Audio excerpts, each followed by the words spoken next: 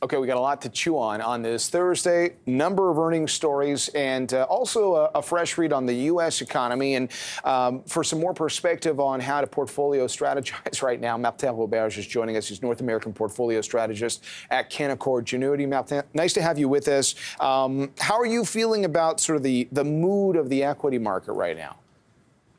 Yeah, the mood is one where probably there are some still lingering concerns about the next big movement in stocks. Like we've been holding in a range for about a year now.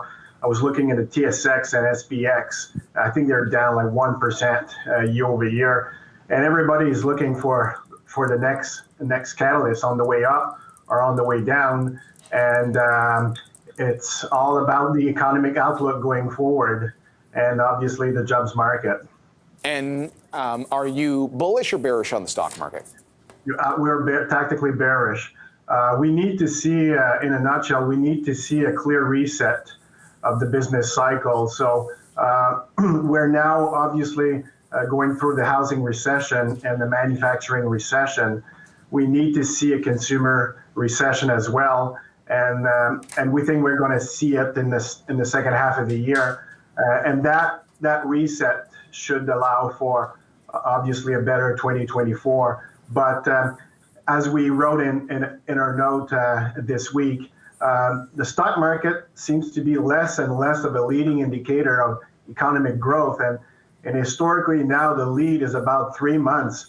So if you believe that the recession begins in the second half of the year, well, you would be looking at potentially like the peak of the market around where we were last Friday at the close for probably like a couple of weeks. And the multi-week correction that we normally see is usually one where it's very tough to find any places to hide. Correlations will normally move to 1 among stocks and sectors. So it's the critical point where growth, value, or defensives usually don't work. And usually need to kind of raise your cash exposure and waiting for better entry points. Martin, do we have to also consider the fact that last year was a pretty lousy one for the stock market? Because whenever this recession conversation comes up, there are a lot of strategists that note that we've had such a negative lead up to it, even though stocks have been well off their lows for several months here, that we had seen such a deterioration in equities last year. John, it was a bad year for growth, but a good year for value. And that's the point we're trying to make, like across our clients and institutions. Like it's been mostly a growth-driven bear market, and if history is any guide, value normally will also have a bear market, but the value correction or bear market will normally occur through a real economic recession, which we haven't had yet.